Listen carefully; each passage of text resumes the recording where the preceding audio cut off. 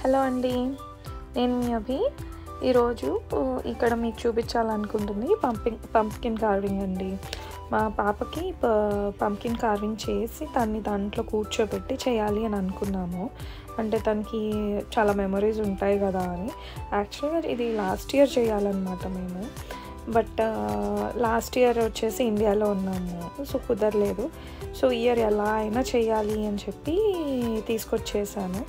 చూడండి, మీకు కనిపిస్తుందా అక్కడ కాళ్ళు పెట్టుకోవడానికి అలా 2 హోల్స్ చేశాను అనమాట. బాగా కష్టంగా ఉందండి నాకైతే అప్పుడు, ఎందుకంటే ఇదే ఫస్ట్ టైం కదా అలా కట్ చేయడం. సో చాలా ఇదిగా చేస్తున్నాను. ఇంత గట్టిగా ఉంటుందని ఎలా చేయాలి బేసిక్గా అనేది కూడా తెలియదు అనమాట. సో ఫస్ట్ టైం ట్రై చేసి తీసుకొచ్చాము. ఇదిగో చూడండి నా మొహంలో ఎక్సైట్మెంట్ కూడా. ఇదేం కొత్త కాన్సెప్ట్ కాదండి, చాలామంది చేశారు. బట్ మాకైతే కొత్తేనండి, మా పాపకు కూడా కొత్తే. బట్ ఏదో ట్రై చేద్దామని తీసుకొచ్చాను. దానికి ఏదో సాధించాననే అనిపిస్తుందండి. ఇగో చూడండి, ఏదో నా పిచ్చి. కానీ ఇలాంటివి చాలామంది చాలా చేస్తారనుకోండి. బట్ నా వరకు ఇలాంటి చిన్న చిన్న అచీవ్మెంట్స్కి నేను చాలా హ్యాపీ ఫీల్ అవుతుంటా అండి. అండ్ నాకు ఇష్టం కూడా ఇలాంటివన్నీ చేయడము.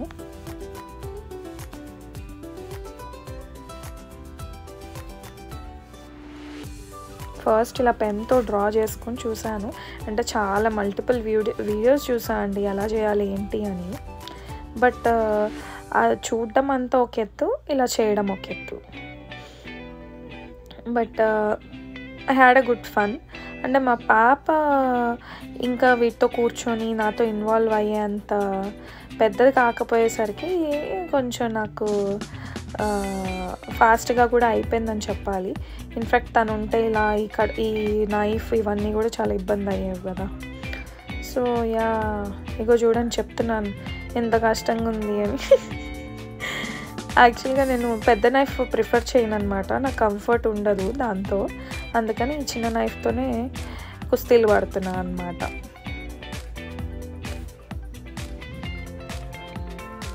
వచ్చిందండి చూడండి. ఆపండి, లోపల ఏముందో చూద్దాం. అమ్మో, చాలా భయంకరంగా ఉందండి. ఒక్క నిమిషం ఆగండి అని చెప్తున్నాను అనమాట మీకు. అంటే లోపల ఉన్నదంతా కూడా క్లియర్ చేయాలి కదా, దాని లోపల ఏమున్నాయి ఏంటి అని. సో అంటే మా ఫ్రెండ్ ఒక అమ్మాయి చెప్పిందండి, దాంతో రోట్ పచ్చడి చేసుకుంటే కూడా బాగా కుదురుతుంది అనేసి. సో సరే, ఇది కూడా ఏమైనా అవసరం పడుతుందేమో అని చెప్పి అంతా తీసి ఇది చేస్తున్నా అండి.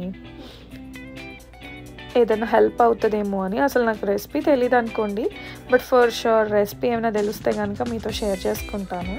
బట్ ఇప్పుడైతే ఇదంతా క్లియర్ చేస్తుంటే నాకైతే చూడండి ఎంత ఉందో దాని లోపల. భయంగానే ఉంది. అందుకనే అనుకుంటా ఈ హాలోవిన్కి ఇవి వాడుతుంటారు వీళ్ళు. అన్నట్టు హాలోవిన్కి ఇక్కడైతే ఇది బాగా పంకిన్తో చాలా లైట్ సెటప్స్ అని చెప్పి, లేదా pumpkin related dishes.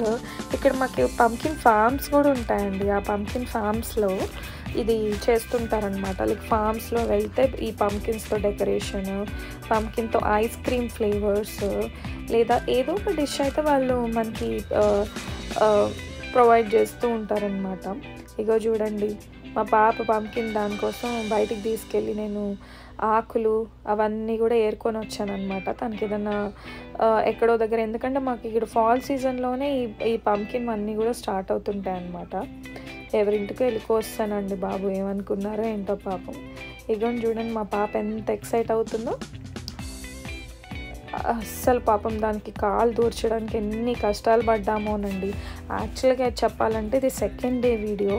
First day pumpkin మొత్తము చాలా లోపలంతా చాలా జల్లీగా ఉండే అనమాట. సో చాలా కష్టపడ్డామండి. బట్ ఫైనల్గా తన సైడ్ కూర్చుంది, సెట్ అయిపోయింది. ఇంకా బయట చూసారా ఎలా ఎంజాయ్ చేస్తుందో. చూడండి, మా హస్బెండ్ పైనుంచి ఆకులు అవన్నీ వేస్తుంటే నేను ఫొటోస్ తీస్తున్నాను అనమాట. పాపం బాగానే కోఆపరేట్ చేసింది. మా ఇంటి పైన కూడా చెట్లు ఉన్నాయండి, కానీ ఇంత ఎల్లో ఆర్ రెడ్గా రావన్నమాట. జస్ట్ మామూలు డ్రై లీవ్స్ మీ వెనకాల చూస్తే కానీ కనిపిస్తాయి. ఇందాక నేను తెచ్చుకున్న ఆకులు అవన్నీ కూడా తనకి ఇలాగా తన సరౌండింగ్లో వేసేసి ఇంకా ఫొటోస్ తీసాను అనమాట. ఇంకోటి చూడండి పైనుండి ఎలా వేస్తున్నాను ఆ వీడియో క్యాప్చరింగ్ కోసం, నేను నా కష్టాలు. కానీ బట్ మొత్తానికి ఏదో ఒకటి ట్రై చేసామండి. తనకి లైఫ్ లాంగ్ ఇవే కదా మెమరీస్ ఉండేవి. ఇక్కడ కెనడాలో ఉన్నాం కాబట్టి ఇక్కడ ఇవన్నీ ఫేమస్. అంటే ఇప్పుడు మనం అంటాం చూడండి, be a Rome in Rome అని, అంటే ఏ దేశంలో ఉంటే ఆ దేశానికి తగ్గట్టు ఉండాలి అని. సో అలాగా ఈ దేశంలో ఇవన్నీ చేస్తూ ఉంటారు. అందుకని మేము కూడా ట్రై చేసామండి, మా పాపకి ఎలా ఉంటుందో చూద్దాము అని. సో మా హస్బెండ్ కూడా నాకు చాలా హెల్ప్ చేశారండి ఇవన్నీ చేయడానికి. ఆయన లేకపోతే ఇవన్నీ చేయగలిగేదాన్నే కాదు. చూడండి మా పాప కూడా ఏవో పడుతున్నాయి అన్నట్టు. మన ఇండియాలో అంటారు కదా, నా గుమ్మడికాయ అని. నా బుజ్జిది అలాగే అనిపించిందండి నాకైతే. బేసిక్గా ఏంటంటే మా పాపను మోయగలమేమో కానీ పంకిన్లో మా పాపను మోయలేకపోయానండి. ఎంత క్యూట్గా ఉంది చూడండి. ఇప్పుడు ఇంట్లో రాగానే ఇంక వాళ్ళ డాడీ కంట తినిపించాలంట. చూడండి ఎలా అనమంటుందో.